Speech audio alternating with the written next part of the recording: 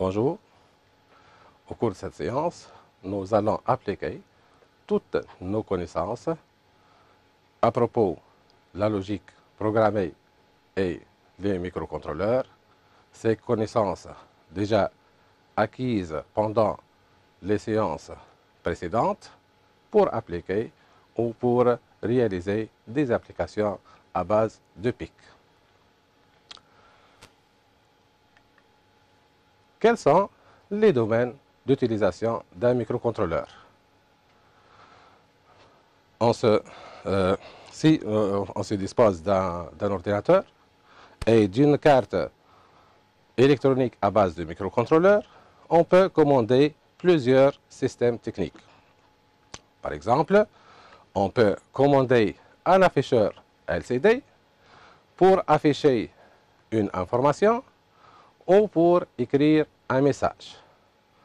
On peut commander aussi un ou plusieurs afficheurs à 7 segments pour écrire par exemple un nombre ou afficher la valeur d'un compteur par exemple. On peut aussi commander un robot même à distance. De même, on peut commander un système industriel, bien sûr à travers une carte d'interface. Pour cela, on doit élaborer, ou plutôt on va élaborer un programme spécifique à une application à base de microcontrôleur. Et on va réaliser 3 applications, ou plutôt 3 activités, dont l'activité numéro 1 est consacrée pour réaliser un compteur d'événements. La deuxième activité, c'est pour afficher une information à travers un afficheur LCD. La troisième activité, c'est pour commander un système par un graph-set. Ce qu'il faut maîtriser alors pour réaliser ces activités et bien sûr d'autres activités, on doit savoir le choix des microcontrôleurs. Comment choisir un microcontrôleur? Le choix d'un microcontrôleur est basé sur plusieurs critères. On cite quelques critères. Par exemple, le nombre d'entrées et sorties. Comment le nombre d'entrées et sorties? La question, je pose plutôt une question. Est-ce qu'on peut commander un système ayant 15, par exemple, entrées-sorties en utilisant un microcontrôleur PIC 6F84? La réponse, c'est non, bien sûr, parce que, en se référant à la document technique du microcontrôleur PIC 6F84, nous avons, le microcontrôleur possède 13 entrées-sorties. Et la condition, c'est que le nombre d'entrées-sorties du microcontrôleur doit être supérieur à la limite égale au nombre d'entrées-sorties du système. Le deuxième critère, c'est la taille de la mémoire programme. Puisque on ne peut pas transférer dans un microcontrôleur de taille telle que la taille de sa mémoire programme est de 1 kg, comme le microcontrôleur PIC 6F84A, un programme de taille 2 kg par exemple. Donc pour cela, on doit choisir un autre microcontrôleur dont la taille est supérieure, la taille de la mémoire programme est supérieure à celle du programme. Un autre critère de choix, c'est la tension électrique, ou plutôt la consommation électrique. On parle ici de la tension d'alimentation et du courant absorbé. La tension, par exemple, il y en a des microcontrôleurs qui fonctionnent avec une tension de 5 volts, d'autres microcontrôleurs nécessitent une tension de 3,3 volts, par exemple. Il faut bien choisir le microcontrôleur ici. Ensuite, un autre critère, c'est l'environnement de développement. Par exemple, matériel et logiciel, coût et disponibilité. À propos matériel et logiciel, je pose une question. Est-ce qu'on peut programmer un microcontrôleur PIC16F84 pour mesurer ou pour lire une grandeur analogique?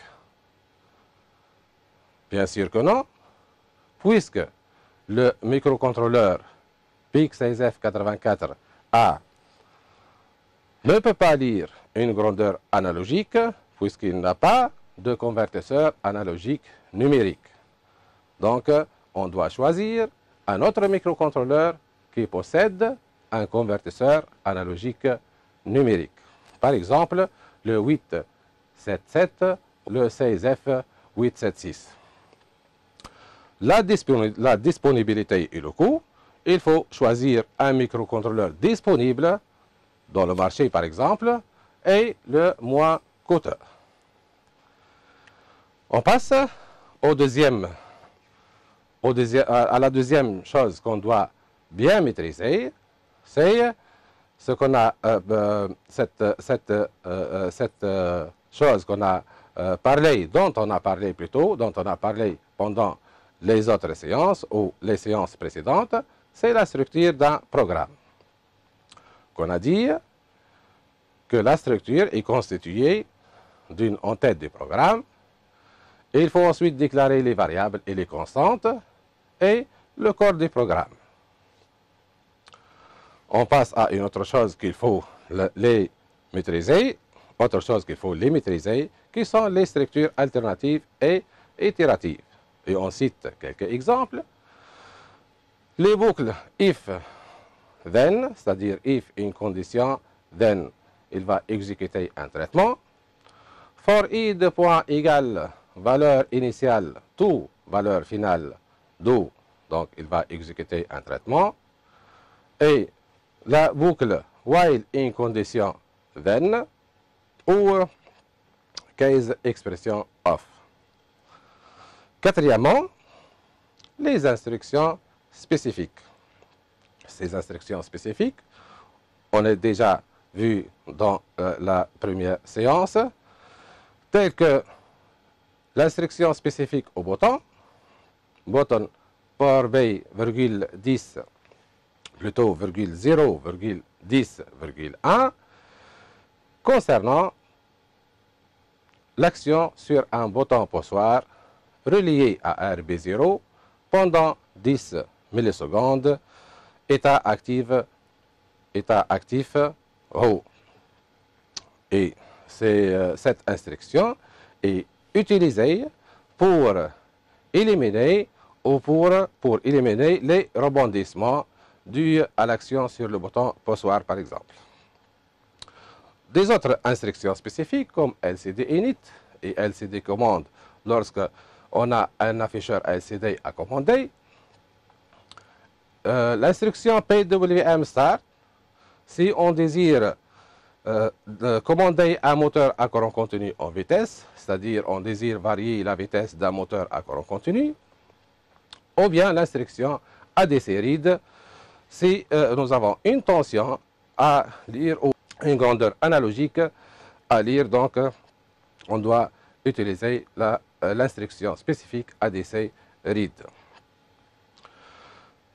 On passe aux procédures et fonctions, telles qu'une procédure est un sous-programme ayant la même structure d'un programme, et elle n'est exécutée que si elle est appelée dans le corps du programme. Alors qu'une fonction a la même définition d'une procédure, mais elle fournit un résultat sous forme numérique ou chaîne de caractères. Il faut maîtriser aussi les interruptions. Qu'est-ce qu'une interruption? Alors, suite d'un événement imprévisible qui provoque l'arrêt d'un programme en cours d'exécution pour exécuter un autre sous-programme appelé programme d'interruption. Et nous gérons deux interruptions au cours de cette année, qui sont une interruption sur la broche RB0 et la deuxième interruption sur le changement d'état de RB4 à RB7. Et bien sûr, il ne faut pas oublier le registre de configuration des interruptions qui est IntCon. On passe, il faut maîtriser aussi la notion du timer 0. Le timer 0 qui est un compteur 8 bits. Un compteur 8 bits. Il peut être utilisé en deux modes réellement. En deux modes, c'est le mode compteur ou en mode timer. Mais selon notre programme, on va se limiter à étudier le timer 0 en mode compteur qui s'incrémente à chaque impulsion sur la broche RA4. Il ne faut pas oublier aussi, la configuration du registre Option Rect. Le timer, la notion, ou plutôt le timer en mode timer pour mesurer l'intervalle de temps, c'est hors programme pour nous. Il faut maîtriser aussi la notion des MLI et des CAN.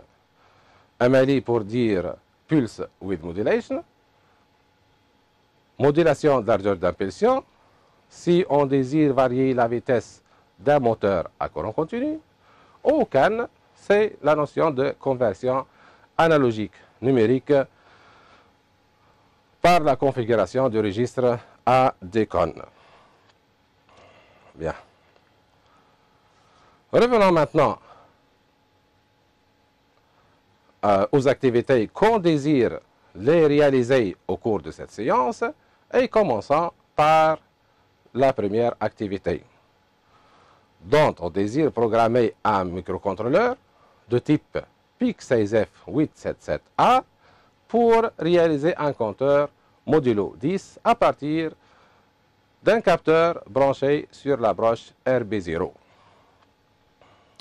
Je vous propose le schéma suivant. Tel que nous avons un capteur capacitif relié à la broche RB0. Ce capteur capacitif, tel que vous pouvez le trouver sur le système de tri au laboratoire, il détecte le passage des pièces sur le tapis roulant, bien sûr, et un afficheur à 7 segments pour afficher le nombre des pièces détectées.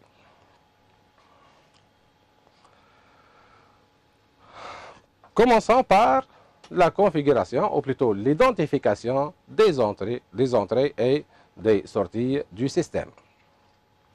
Donc, nous avons les variables d'entrée qui a un capteur relié à la broche RB0. Donc, le capteur est relié à la broche RB0. Les variables de sortie, c'est l'afficheur à 7 segments qui est relié aux broches RA0, RA1, RA2 et RA3. On passe maintenant pour la configuration des registratrices. Et je vous rappelle que pour configurer les registratrices, si une broche est utilisée comme entrée, donc on écrit 1 dans le bit correspondant du registratrice. Sinon, si elle est utilisée comme sortie, on écrit 0. Si cette broche n'est pas utilisée, on écrit 1 puisqu'elle est utilisée comme une entrée, plutôt puisqu'elle sera considérée comme une entrée non utilisée. D'où on obtient la configuration du registre trice suivante. RB0 est utilisé comme entrée, donc on écrit 1. Toutes les autres broches RB1, RB2, RB3 jusqu'à RB7 sont des broches non utilisées, donc on va écrire 1 dans chaque bit. On obtient alors la valeur du trice B qui est égale à FF dans la base 16. Et vous vous rappelez bien qu'on doit, si on veut écrire un nombre dans la base 16, on écrit 0x f f. Et maintenant, on configure, de même, on configure le registre tris A. Donc, nous avons RA0, RA1, RA2 et RA3. Ces quatre broches sont utilisées comme sortie. Donc, on écrit 0 dans chaque bit. Et RA4, RA5 et les deux autres broches ne sont pas utilisées. Donc, on écrit 1. On obtient alors tris A égale à 0x f0. Toujours dans la configuration du registre. Et je vous rappelle, ou vous avez remarqué bien, que le microcontrôleur fonctionne en mode interruption sur RB0. Donc pour cela, on doit configurer le registre ENDCON qui correspond plutôt à l'interruption. Et on va configurer, puisque l'interruption est sur RB0, donc nous avons 3 bits à configurer, qui sont le bit Global Interrupt Enable et le bit INTE et le bit INTF. Global Interrupt Enable qui autorise toute interruption externe. Le bit INTE, c'est un bit qui autorise une interruption sur RB0. Et Interrupt Flag, c'est un drapeau qui sera égal à 1 après l'exécution de l'interruption. Donc, on doit le mettre à 0. D'où on obtient la valeur plutôt du registre ENDCON qui est égale à 0x90. Alors, passons maintenant au programme. Et commençons par la structure d'un programme qui dit qu'un programme commence par le mot réservé programme, puis un nom du programme. Donc, nous avons écrit programme et compteur. Puis, on va déclarer les variables. Et nous avons ici une variable compteur de type octet, comme est écrit dans la ligne de commentaire, déclaration des variables comptage de type octet. Donc, type octet, on écrit var compteur de points byte. Ensuite, nous avons une autre procédure. Donc, on va plutôt réaliser la procédure d'interruption. C'est une procédure spécifique. C'est une procédure spécifique. Alors, donc, puisque c'est une procédure spécifique, le nom de cette procédure, c'est un mot réservé. Donc, on écrit procédure interrupt. Et interrupt, c'est un mot réservé uniquement pour, ou plutôt lors de l'utilisation d'une interruption. Ensuite, on va écrire le programme qui sera exécuté lors de cette interruption. On écrit, donc, qu'est-ce qu'on va exécuter? Qu'est-ce qu'on va exécuter au cours de cette interruption? On va incrémenter un compteur. Donc, la variable compteur, de point égal à compteur plus 1, pour incrémenter la variable compteur. Et après cette interruption, on doit remettre à 0 le bit interrupt flag du registre ENDCON. Donc, ENDCON.INTF de point égal à 0. And, point virgule, c'est la fin de l'interruption. On passe maintenant à la deuxième partie du programme, là où on va parler, où on va configurer les registres. Donc, nous avons le registre tris A, tris B et ENDCON déjà configuré. Donc, tris A, on a dit égal à $F0 ou 0x F0 pour dire que les broches de RA0 jusqu'à RA3 sont des sorties. Et tris B égale à $FF pour dire que toutes les broches du port B, ou plutôt tout le port B, est utilisé comme entrée. compteur égale à 0 pour initialiser le compteur à 0. Ensuite, pour valider l'interruption, on doit configurer le registre endcon et on a dit que endcon de point égale à $90. On passe maintenant à la partie du programme qui sera exécutée en boucle et en boucle infinie. Donc on doit utiliser ici la boucle infinie while entre parenthèses. Qu'est-ce qu'on va écrire? Puisque la boucle est infinie, donc on doit écrire une condition toujours vraie. On a choisi par exemple 1 égale à 1 puisque 1 toujours égale à 1. D'où on va afficher le contenu du compteur sur le port A. Donc, qu'est-ce qu'on écrit? On écrit port A, 2 points égale à compteur. Si maintenant le compteur est atteint 10, alors on doit l'initialiser à 0, puisque nous désirons réaliser un compteur modulo 10 qui compte de 0 jusqu'à 9. Donc, chaque fois où le compteur atteint 10, donc il revient à 0. On écrit alors compteur, if compteur égale à 10, then compteur de point égale à 0. And, point virgule et and point pour dire fin programme.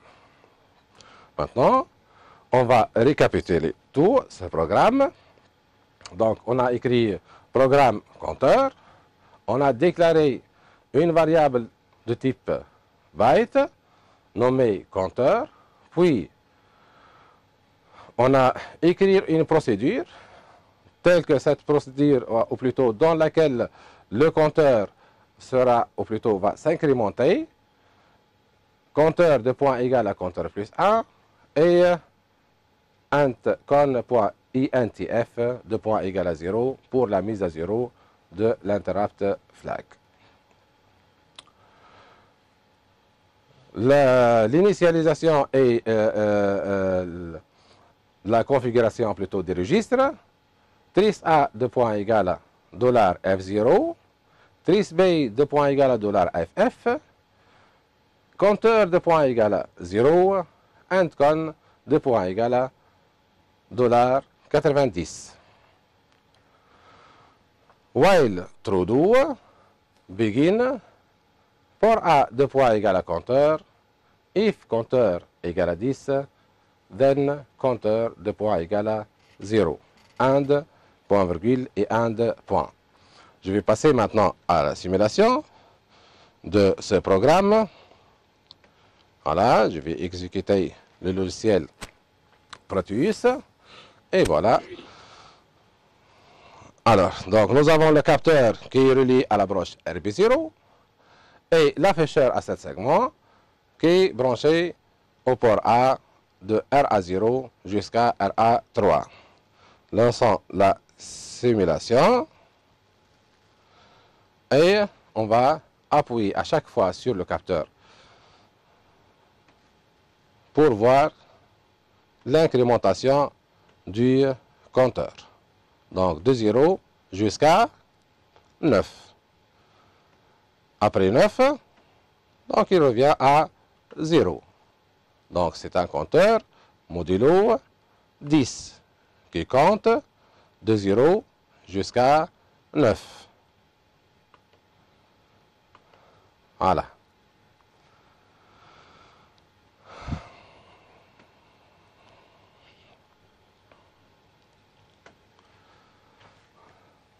On passe maintenant à la deuxième activité qui consiste à programmer un microcontrôleur PIC16F877A pour qu'il puisse écrire sur un afficheur LCD le mot « Rester » sur la première ligne à partir de la 6e colonne et écrire « Chez vous » sur la 2e ligne à partir de la 4e colonne.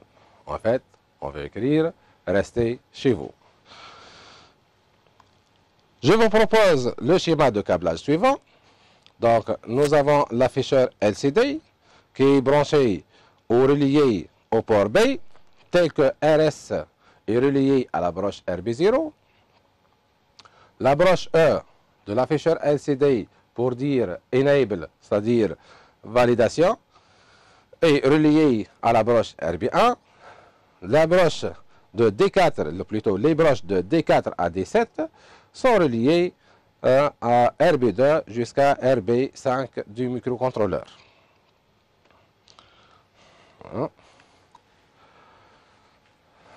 Alors, commençons par le programme et on va configurer les connexions de ce module LCD. Pour cela, on écrit var LCD deriva rs de point sbit at rb0 bit, et pour continuer les autres instructions, on doit se référer au schéma de câblage, tel que rs est relié à RB0, Enable est relié à RB1, de D4 à D7 sont reliés à RB2 jusqu'à RB5. Donc, on écrit var LCD Enable sbit at RB1 bit, var LCD D4 sbit at RB2 bit, var LCD D5 sbit at RB3 bit, var LCD D6 sbit at RB4 bit, et var LCD D7 de point sbit at RB5 bit. Maintenant, on va passer pour configurer le registre TRIS. On écrit alors var LCD RS direction de point sbit at TRIS B0 bit. De même pour Enable D4, D5, D6 et D7. Bien, pour continuer notre programme, donc on va compléter notre programme par les structures spécifiques qu'on a déjà vues pendant la première séance. Et la première consiste à déterminer, ou plutôt quelle est l'instruction spécifique pour initialiser un LCD. Voilà, donc cette instruction c'est LCD init. Ensuite, pour effacer l'afficheur LCD, on utilise l'instruction spécifique LCD commande LCD clear. Et pour éteindre le curseur, on utilise la commande LCD commande LCD cursor off. Alors, arrivons maintenant à la boucle while true do begin. On désire afficher le mot rester à la première ligne et sixième colonne. On doit écrire alors LCD out 1,6, voilà, 1,6, le mot rester entre deux apostrophes. Maintenant, pour afficher le message chez vous à la ligne numéro 2 et à la quatrième colonne, on doit écrire donc LCD out 2,4 et chez vous. And, point virgule, et and, point pour terminer ce programme. Le programme complet. On commence par l'entête du programme. Programme commande LCD, puis les connexions du module LCD, telles que var, c'est une variable, var LCD rs sbit at rb0, jusqu'à var LCD D7 de point sbit at rb5 bit, point virgule. Et la configuration du registre TRIS, tel que var LCD rs direction de point sbit at tris B0 bit jusqu'à var LCD D7 direction de point S bit at tris B 5 bit. Ensuite, comme nous avons déjà dit pour initialiser l'LCD, on utilise LCD init et LCD commande LCD clear pour effacer l'afficheur LCD et LCD commande LCD cursor off pour éteindre le curseur de l'LCD. Pour arriver à la boucle while true do, begin, et on affiche rester, donc on écrit LCD out 1,6, le mot rester, et pour afficher le message chez vous, on écrit LCD out 2,4 chez vous, 1 point virgule et 1 point pour finir le programme. On va passer maintenant à la simulation et on va exécuter toujours le logiciel Proteus. Voilà. Donc l'afficheur LCD est branché au port B du microcontrôleur PIC 16F877 et on va simuler le fonctionnement. Voilà. Le message est écrit, restez chez vous. Restez sur la première ligne à partir de la 6e colonne et chez vous sur la 2e ligne à partir de la 4e colonne. Voilà, donc la simulation est réalisée. On passe maintenant à l'activité numéro 3 qui consiste à programmer un microcontrôleur de type PIC 16F877A destiné à commander un vérin à double fait d'une presse électropneumatique comme suit. Sortie du vérin C1 jusqu'à L11, puis une attente de 3 secondes, puis rentrée du vérin C1 jusqu'à L10. Et ce cycle s'enclenche lorsque on actionne sur le bouton M1, c'est-à-dire lorsque M égale à 1. Bien. On doit établir le graphe 7 correspondant. Le graphe 7 du point de vue partie commande. Voilà l'étape initiale. Lorsqu'on actionne le bouton M, on obtient 14M1 pour dire la sortie du vérin C1. Donc, sortie du vérin C1 jusqu'à l'action du capteur L11. Une fois L11 est actionné, l'attente de 3 secondes est enclenchée jusqu'à T/ l'étape de /3 secondes, donc jusqu'à 3 secondes est écoulée. On a rentré du vérin C1 jusqu'à l'action du capteur L10. Puis, on revient à l'étape initiale. Bien. Voilà donc le graphe 7.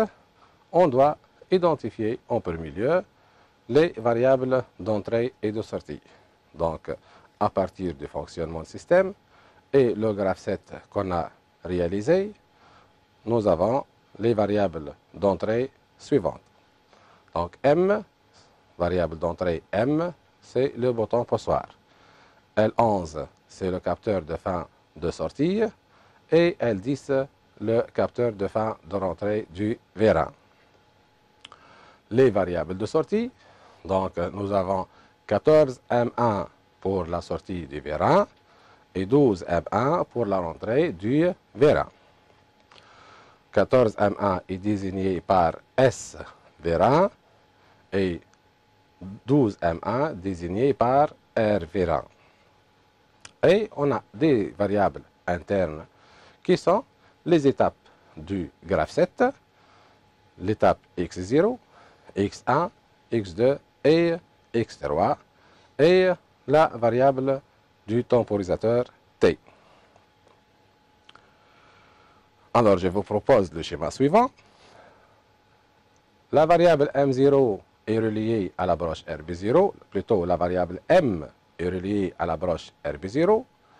la variable L11 est reliée à la broche RB1, L10 est reliée à la broche RB2. Les variables de sortie maintenant, donc 14M1 est relié à la broche RB3 et 12M1 est relié à la broche RB4 du microcontrôleur PIC16F 877A. On passe maintenant pour configurer le registre trice. Donc, M, L11 et L10 branchés respectivement aux broches RB0, RB1 et RB2 sont des entrées.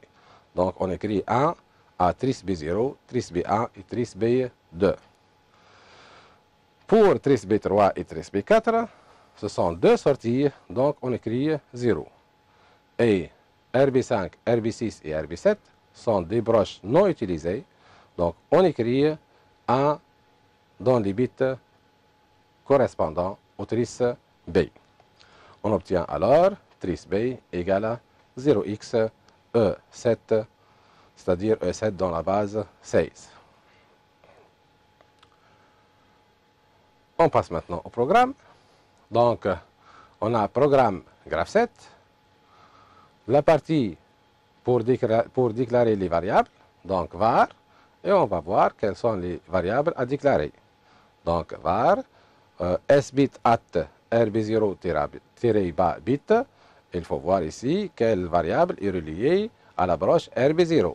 Donc, c'est la variable m. Sbit at rb1-bit, donc on écrit L11, puisque L11 c'est relié à la broche RB1. Et L10, sbit at rb2-bit. SVR1 et RV1 sont les deux variables de sortie, SVR1 pour 14M1 et RV1 pour 12M1. Donc SVR1 sbit at RB3 et RV1 sbit at RB4 comme indiqué dans le schéma. Les autres variables qui sont x0, x1, x2, x3 étaient de type bit, puisque les étapes x0 jusqu'à x3 étaient peut être 0 ou bien 1. Puis on passe maintenant au registre trice et l'initialisation des variables. Donc, trice B de point égal, un nombre, le nombre qu'on a déjà déterminé, en binaire. Pour que le compilateur, qui est le MicroPascal Pro, peut lire ce nombre en binaire, on doit écrire le symbole %. SVR1 est initialement à 0, RVR1 aussi initialement à 0, donc on écrit SVR1 de point égal à 0 et RVR1 de point égal à 0. Maintenant, comment on initialise les étapes? Comme vous connaissez bien, pour les règles d'évolution du graphe 7, l'étape initiale doit être initialement active.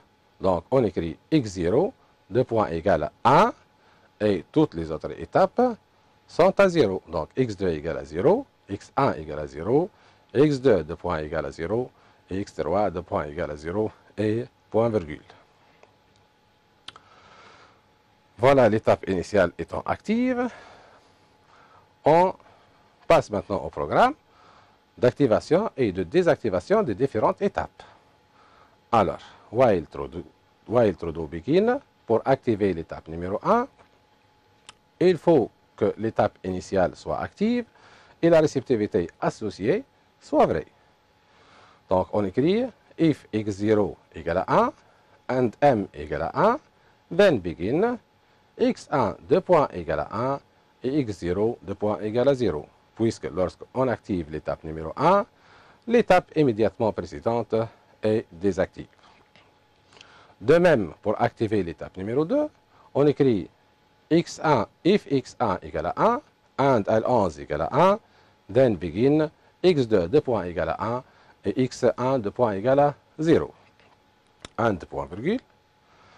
If x2 égale à 1 maintenant, and t égale à 1, then begin x3 de point égal à 1, x2 de point égal à 0, point virgule, and point virgule. Maintenant, l'étape 0, if x3 égale à 1 and L10 égale à 1, then begin x0 de point égal à 0 et x3 plutôt x0 de point égal à 1 et x3 de point égal à 0 and point virgule. Une fois on a terminé les équations, ces équations des étapes, on passe au traitement des sorties. On écrit alors if x1 égale à 1, then s-1 de point égal à 1, else s-1 de point égal à 0. C'est-à-dire, si l'étape numéro 1 est active, 14m1 est égal à 1. If x2 égale à 1, then t de point égal à 1, else t de point égal à 0. Et if x3 égale à 1, then r1 de point égal à 1, else r1 de point égal à 0. Maintenant, le traitement de la temporisation. If t égale à 1, then delay en millisecondes 3000 pour dire ou pour indiquer l'attente de 3 secondes. Un de point virgule et un de point pour terminer ce programme. Voilà maintenant le programme complet. Donc les variables, déclaration des variables et initialisation des sorties et configuration des registres. Les équations des différentes étapes et le traitement des sorties et le traitement de la temporisation. On va simuler ce programme ensemble. Voilà. Voilà. Alors, simulation. L'étape initiale est-elle? Voilà, l'étape initiale étant active. L'action sur M permet la sortie du vérin C1 jusqu'à l'action de L, jusqu'à l'action du capteur L11. L11, après 3 secondes, voilà. Donc 12, c'est la rentrée du vérin C1 jusqu'à L10.